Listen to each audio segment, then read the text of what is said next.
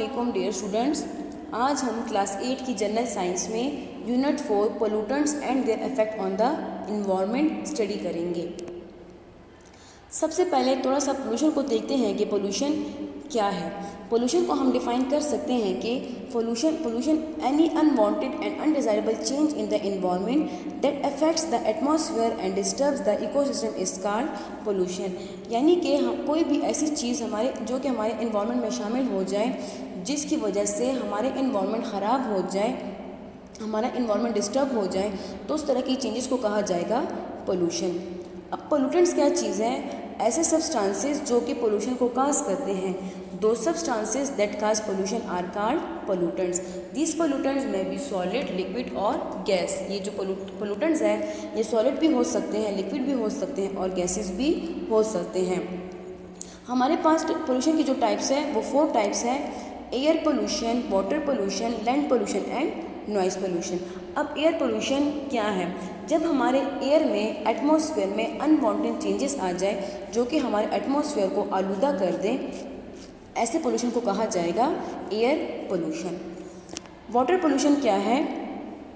The type of pollution in which water is polluted with different pollutants are known as water pollution. जब हमारे पास पानी जो है वो पोल्यूटेड हो जाए उसको बोला जाएगा वाटर पोल्यूशन। अब अगर हम इस एग्जांपल को देखें, इस पिक्चर में आपको ये नज़र आ रहा है साफ़ पानी और ऊपर से जो है वो गंदा पानी नीचे आ रहा है।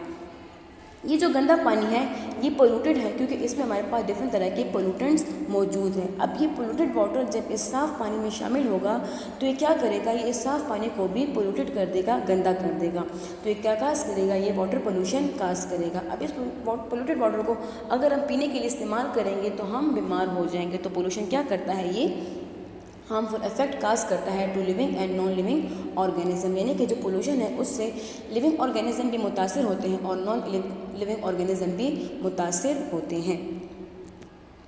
अब आते हैं air pollutants and their sources की तरफ।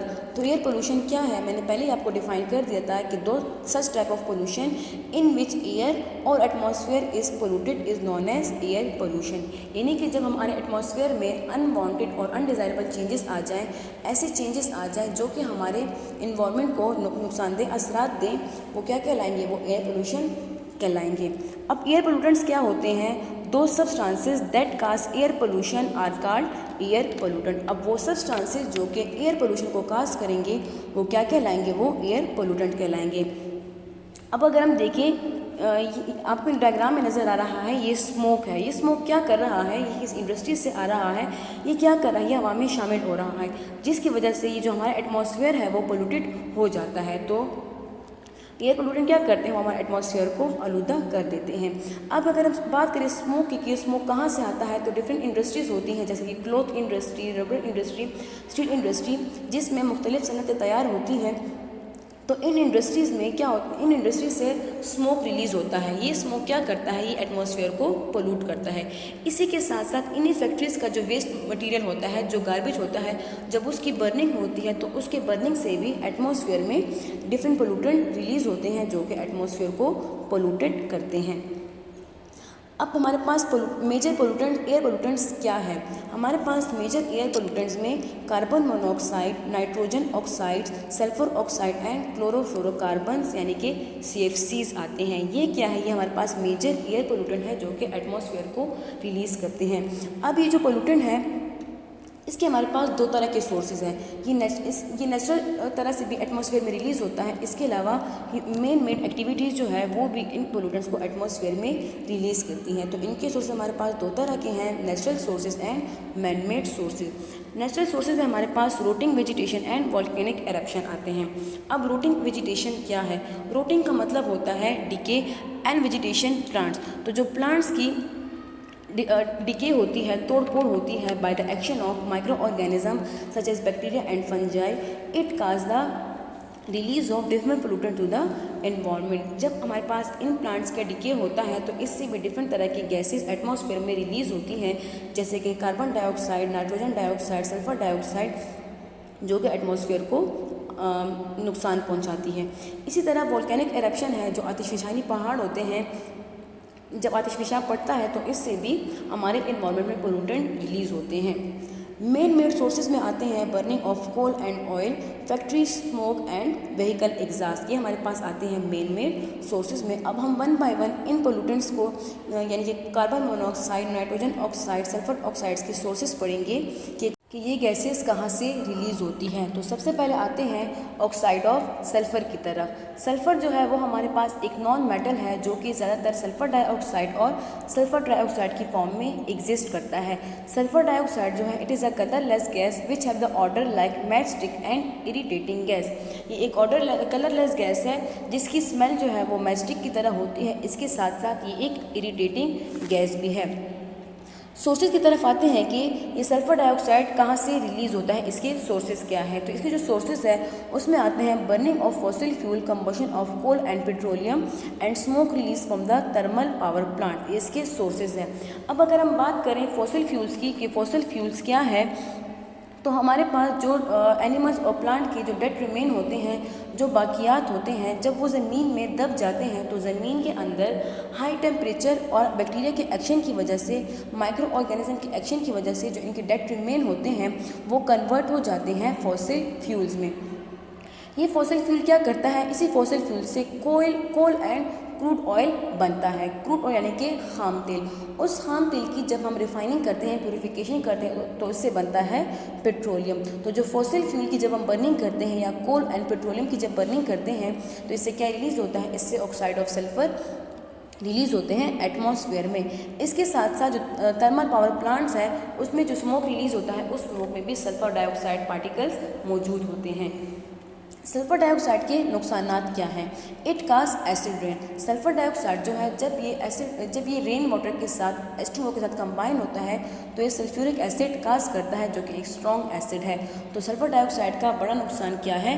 It cause the acid rain. इसके साथ साथ it also destroy the chloroplast of plant, as a result photosynthesis and growth of plant are affected. Sulphur dioxide जो है वो हमारे ग्रीन प्लांट्स के क्लोरोप्लास्ट को डिस्ट्रॉय कर देता है। आपको पता है कि क्लोरोप्लास्ट जो है वो फोटोसिंथेसिस के प्रोसेस के लिए रिक्वायर होता है। फोटोसिंथेसिस का प्रोसेस जो है वो क्लोरोप्लास्ट की प्रेजेंस में ही होता है। तो अगर क्लोरोप्लास्ट नहीं रहेगा तो क्या होगा, फोटोसिंथेसिस का प्रोसेस अफेक्ट होगा। इसके साथ साथ जो प्लांट की ग्रोथ है वो भी अफेक्ट होती है by the sulphur dioxide gases. अब आते हैं क्लोरोफ्लोरोकार्बन्स की तरफ, CFCs की तरफ कि CFCs क्या है और इनके सोर्सेज क्या हैं। CFCs जो है these are the compound containing chlorine, fluorine and carbon atom. ये ऐसे कंपाउंड है जिसमें हमारे पास chlorine, fluorine and carbon atom मौजूद होता है। CFCs क्या करता है? CFCs जो है एक बहुत ही पॉइजनस गैसेस है जो कि हमारे ओजोन लेयर को डिप्लीट कर रहे हैं, ख़त्म कर रहे हैं। ओजोन क्या है? ओजोन जो है इलेक्ट्रोपिक फॉर्म ऑफ ऑक्सीजन है।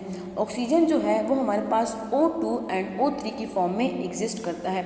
अब जो ये O3 की फॉर्म है ऑक्सीजन की, इसको ओजोन बोला जाता है। ओजोन जो है एटमॉस्फेयर की सेकेंड लेयर में यानी कि स्ट्रेटोस्फेयर में ज़्यादा अमाउंट में मौजूद है जो कि एक ब्लू कलर की लेयर बनाता है।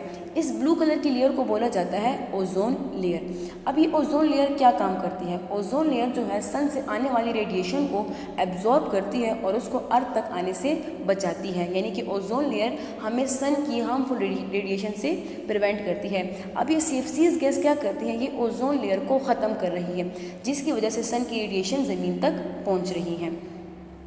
अब ये CFCs रिलीज़ कहाँ से होते हैं? It is release from the aerogel sprays and refrigerator and air conditioner. ये हमारे पास एरोजल स्प्रेज, रेफ्रिजरेटर और एयर कंडीशनर से रिलीज़ होते हैं। एरोजल स्प्रेज क्या है? एरोजल जो है वो हमारे पास सस्पेंडेड फाइन पार्टिकल्स होते हैं सॉलिड और लिक्विड के, जो कि गैस में मौजूद होते हैं। यानी कि हमारे एटमॉस्फेयर में जो मिस्ट, फॉग और डस्ट पार्टिकल्स है वो क्या है? वो एरोजल है और वो भी सोर्स है CFCs का। वो भी क्लोरोफ्लोरोकार्बन्स रिलीज़ करते हैं। इनका इफेक्ट क्या है? It cause the ozone layer depletion. अब बात करते हैं ऑक्साइड ऑफ नाइट्रोजन की। नाइट्रोजन की जो ऑक्साइड है वो हमारे पास नाइट्रोजन डाइऑक्साइड, नाइट्रोजन मोनोऑक्साइड और नाइट्रोजन पेंटाऑक्साइड की फॉर्म में एग्जिस्ट करते हैं। नाइट्रोजन डाइऑक्साइड जो है ये ब्लू कलर की गैस है जो कि सॉल्युबल इन वाटर है। नाइट्रोजन डाइऑक्साइड का जो स्मोक होती है, जो धुआं होता है वो ब्राउन कलर का होता है।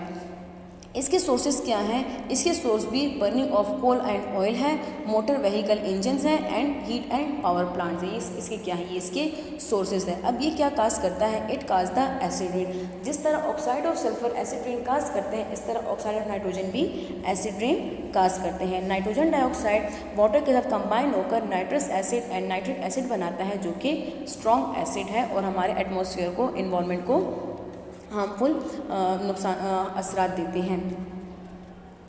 कार्बन मोनोऑक्साइड क्या है? कार्बन मोनोऑक्साइड जो है it is a colourless, odourless, non irritating gas which is water soluble. अब कार्बन मोनोऑक्साइड जो है ये कलरलेस भी है, ऑर्डरलेस भी है और नॉन इरिटेटिंग, यानी कि इसकी जो स्मेल है वो नॉन इरिटेटिंग है, लेकिन ये क्या है? ये वाटर सॉल्युबल है और एक पॉइजनस गैस है। ये कहाँ से रिलीज होते हैं? It is also release from the combustion of coal and other fossil fuel, motor vehicle and industries. तो जो इंडस्ट्रीज़ है, मोटर व्हीकल है और फॉसिल फ्यूल की जो कंबशन है वो हमारे पास oxide of carbon, oxide of nitrogen and oxide of sulphur को रिलीज़ करते हैं, जो कि मेजर एयर पोल्यूटेंट है और हमारे एयर को पोल्यूट करते हैं, जो कि एयर पोल्यूशन काज करते हैं। अब हम इन एयर पोल्यूटेंट्स के इफेक्ट देखते हैं, हार्मफुल इफेक्ट देखते हैं कि ये हमारे इन्वायरमेंट को किस तरह से नुकसान पहुंचाते हैं। तो पहला जो इनका हार्मफुल इफेक्ट है वो है acid rain. Oxide of nitrogen and sulphur cause acid rain. हमारे एटमॉस्फेयर में जो सल्फर के ऑक्साइड, नाइट्रोजन के ऑक्साइड, इसके साथ साथ जो कार्बन के ऑक्साइड होते हैं वो रेन के साथ शामिल हो जाते हैं, जो कि एसिड रेन काज करते हैं। ये एसिड रेन क्या करते हैं? ये acid rain vegetation, plants and इसके साथ बिल्डिंग मटेरियल को डिस्ट्रॉय करते हैं। इसके साथ साथ जो एक्वेटिक लाइफ है उसको भी ये नुकसान पहुंचाते हैं। It cause damage to vegetation and building material, destroy leaves of plant, effect on the aquatic life. यानी कि जो एसिड रेन है ये हमारे एक्वेटिक लाइफ को, जो फिश वगैरह है जो कि पानी में होते हैं, उनको नुकसान पहुंचाते हैं। जो ग्रीन प्लांट्स हैं उनकी लीव्स को, इसके साथ साथ जो बिल्डिंग मटेरियल है उनको भी ये ख़राब कर देते हैं। नेक्स्ट जो इसका हार्मफुल इफेक्ट है वो है यूट्रोफिकेशन। अब यूट्रोफिकेशन क्या है? Eutrophication is the abnormal growth of algae on water surfaces. आपने देखा होगा कि अक्सर पानी की सरफेस पे ग्रीन कलर की लेयर बन जाती है एल्गी की। उस एल्गी की ग्रोथ को वाटर की सरफेस पे, इस प्रोसेस को जिसमें एल्गी ग्रो करती है वाटर सरफेसेस को, उसको बोलते हैं यूट्रोफिकेशन। अभी जो एल्गी है वाटर सरफेस पे ग्रो करती है, ये क्या करती है? ये सन रेज को वाटर के अंदर जाने से प्रिवेंट करती है, जिसकी वजह से जो एक्वेटिक लाइफ है उन तक ऑक्सीजन नहीं पहुंच पाती, जिसकी वजह से वो ख़त्म हो जाते हैं। तो it cause the death of the aquatic life. Third जो इनका हार्मफुल इफेक्ट है वो है ग्राउंड लेवल ओजोन। अब इन्हीं पोल्यूटेंट की वजह से जो हमारा एटमॉस्फेयर है, जो ग्राउंड एटमॉस्फेयर है, उसमें ओजोन गैस प्रोड्यूस हो रही है। अभी ओजोन गैस क्या करती है? It increase the temperature of the earth and also cause damage to plants and animal life. तो आज हमने डिफरेंट एयर पोल्यूटेंट्स के बारे में पढ़ा, इनके सोर्सेज के बारे में पढ़ा और इनके हार्मफुल इफेक्ट्स के बारे में पढ़ा।